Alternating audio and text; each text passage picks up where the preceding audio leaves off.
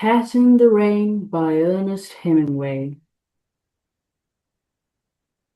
There were only two Americans stopping at the hotel.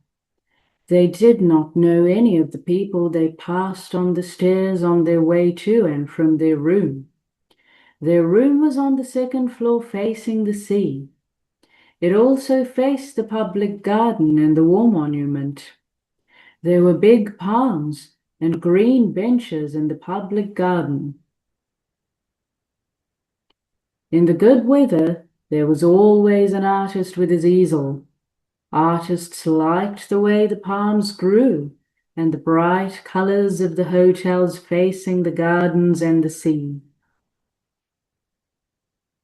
Italians came from a long way off to look up at the war monument.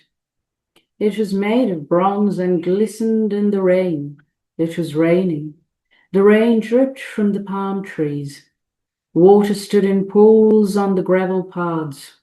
The sea broke in a long line in the rain and slipped back down the beach to come up and break again in a long line in the rain. The motor cars were gone from the square by the war monument.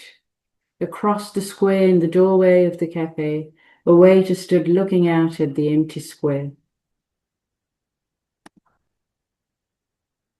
The American wife stood at the window looking out. Outside, right under their window, a cat was crouched under one of the dripping green tables. The cat was trying to make herself so compact that she would not be tripped on. "I'm going down and get that kitty," the American wife said. "I'll do it," her husband offered from the bed. "No, I'll get it. The poor kitty out trying to keep dry under a table."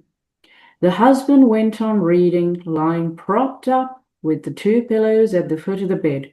"Don't get wet," he said.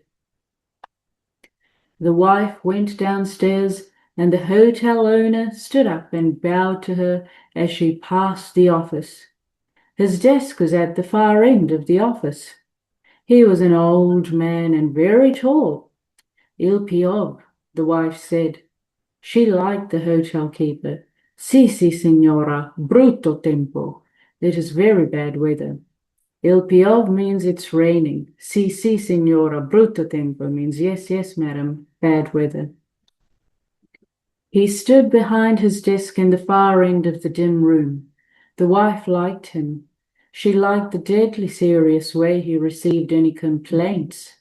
She liked his dignity. She liked the way he wanted to serve her. She liked the way he felt about being a hotel keeper. She liked his old, heavy face and big hands. Liking him, she opened the door and looked out. It was raining harder. A man in a rubber cape was crossing the empty square to the cafe. The cat would be around to the right. Perhaps she could go along under the eaves.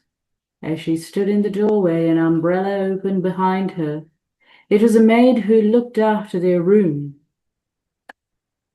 "You must not get wet," she smiled, speaking Italian. Of course, the hotel keeper had sent her. With the maid holding the umbrella over her, she walked along the gravel path until she was under their window. The table was there, washed bright green in the rain, but the cat was gone. She was suddenly disappointed. The maid looked up at her. "Ha perduto qualche cosa, signora?"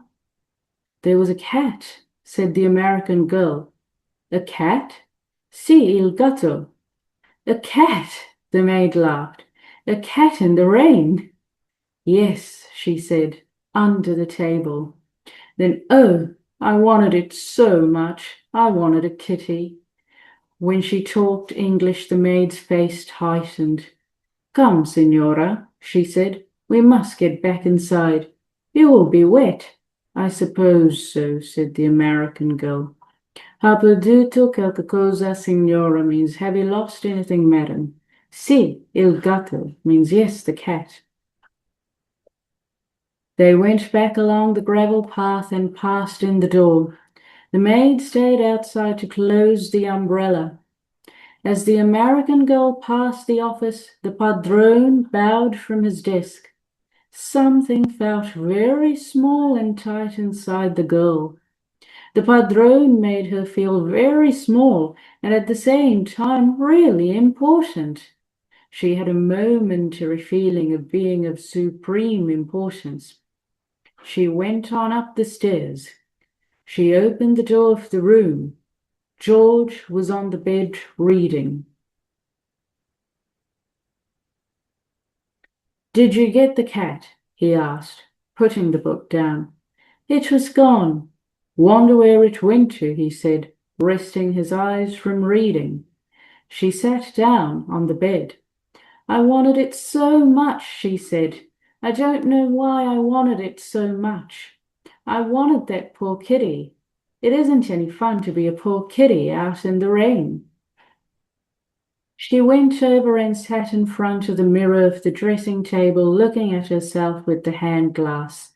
She studied her profile, first one side and then the other. Then she studied the back of her head and her neck. "Don't you think it would be a good idea if I let my hair grow out?" she asked, looking at her profile again. George looked up and saw the back of her neck, clipped close like a boy's. "I like it the way it is." "I get so tired of it," she said. "I get so tired of looking like a boy." George shifted his position in the bed. He hadn't looked away from her since she started to speak. "You look pretty darn nice," he said. She laid the mirror down on the dresser and went over to the window and looked out. It was getting dark. "I want to pull my hair back, tight and smooth, and make a big knot at the back that I can feel," she said. "I want to have a kitty to sit on my lap and purr when I stroke her." "Yeah," George said from the bed. "And I want to eat at a table with my own silver, and I want candles. And I want it to be spring, and I want to brush my hair out in front of a mirror, and I want a kitty, and I want some new clothes." "Oh, shut up and get something to read," George said. He was reading again. His wife was looking out of the window. It was quite dark now and still raining in the palm trees. "Anyway, I want a cat," she said. "I want a cat. I want a cat now. If I can't have long hair or any fun, I can have a cat." George was not listening. He was reading his book. His wife looked out of the window where the light had come on in the square. Someone knocked at the door. "Avanti," George said. He looked up from his book. Avanti is Italian for come in. In the doorway stood the maid. She held a big tortoise-shell cat pressed tight against her and swung down against her body. "Excuse me," she said.